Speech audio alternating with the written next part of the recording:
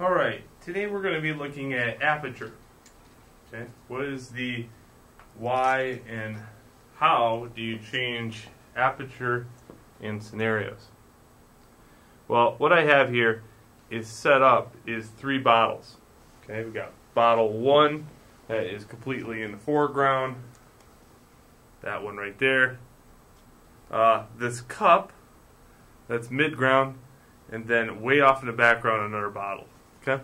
Again, these are arbitrary things. These could be anything in the lab.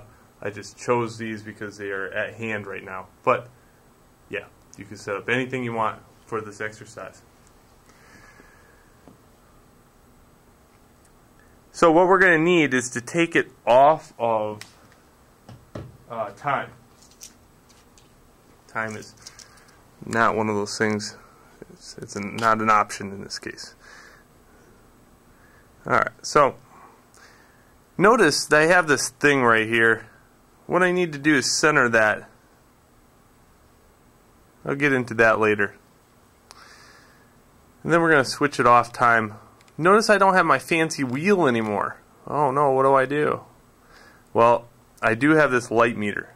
So let me kind of show you what the light meter is and how to use it. Right now the lights are completely on in the lab, and you can see that the light meter, when I moved this bracket, went to the center. That means perfect exposure. So let's say I mess up aperture. Well, if I put aperture at like 5.6 and then crank my wheel without holding aperture, so my shutter speed changes. So shutter speed, aperture. So again, let's see how I centered it out. Let's do that again. I'm going to mess up aperture on the right randomly. Let go of aperture button and then crank just my shutter.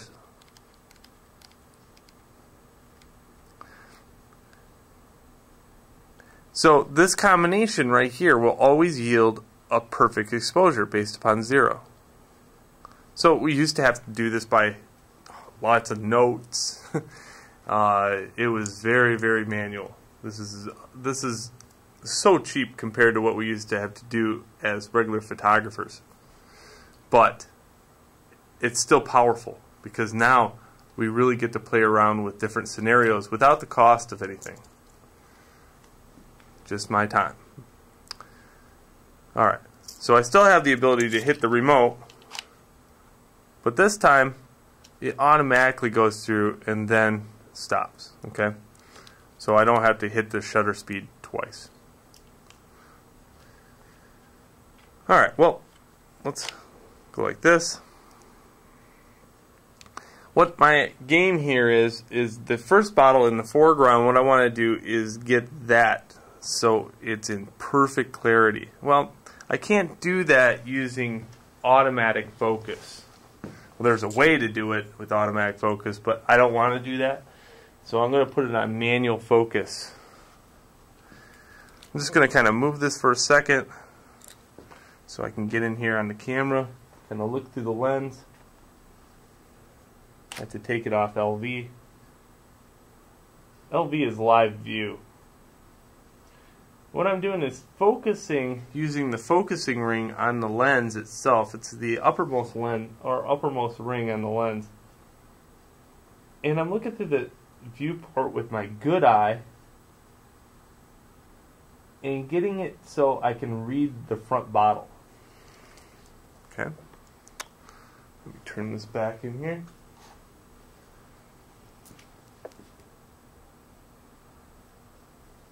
So now the front bottle is fully active. Again, I'm going to hit this LV button so I can kind of show you this, but you're going to get a hard. It's hard to see. I'm going to turn out some lights here.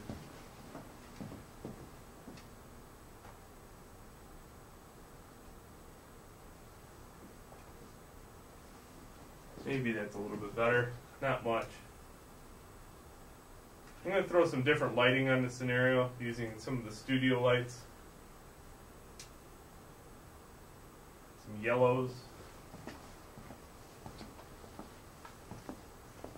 Alright, now The game is, I want the one up front perfectly in focus. The other ones, I want depth of field, it's called. Well, to do that, I need my aperture setting to be as low as possible.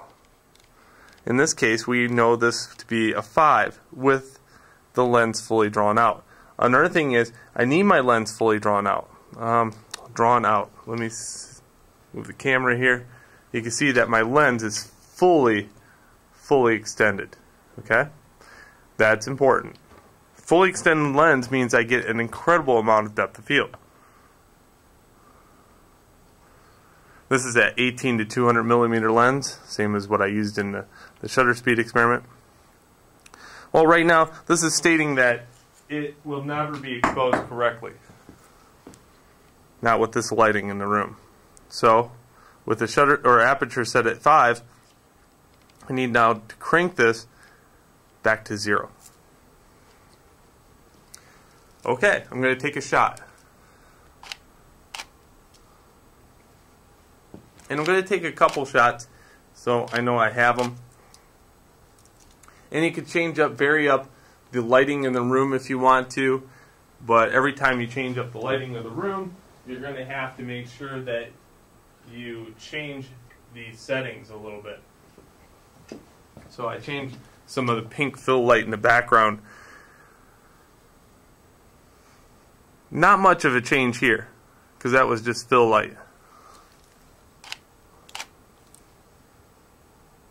Alright, next I want to get the one in the midground perfectly sharp. Well, midground, very easy. Just aim it and focus it. Don't move the camera at all. Just the focus ring. Now the one in the middle is sharp. Again, I'm going to take a shot.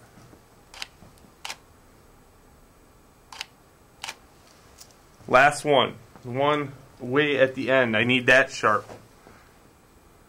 So the one in the background. This one's a little harder because, wow, that's a long way away.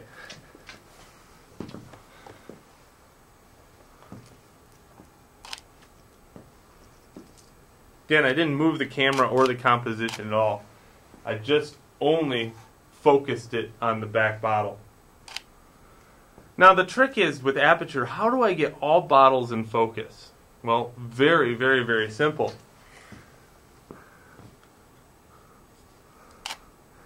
I make my aperture as large as I can. But I can't get too large because look what happens. Well, looks like because this lens is such a winner, f32, that's an incredible amount of clarity on depth. Okay, so all bottles will be in focus with an f32.